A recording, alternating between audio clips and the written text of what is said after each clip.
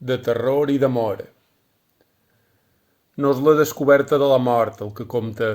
sinó el moment en què comences lúcid a tenir-li por, amb els ullets ben oberts dins la fosca de l'habitació, tapat de cap a peus, rumiant en la fosca immensa que hi havia arreu abans de tu néixer,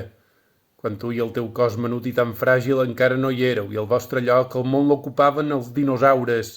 les piràmides, els romans, la creu, tots els quatre padrins encara vius, el pare i la mare encara petits. Però no és la fosca immensa d'abans el que espanta, sinó la fosca immensa de després, de quan tu ja no hi seràs i el món serà un forat d'angoixes buides, orfe de les gotes de suor freda i dels esmolats punyals tremolosos que saltaren al teu cosset de nin i dels quals hi ha marques sobre el teu cos d'adult, gastat i més savi,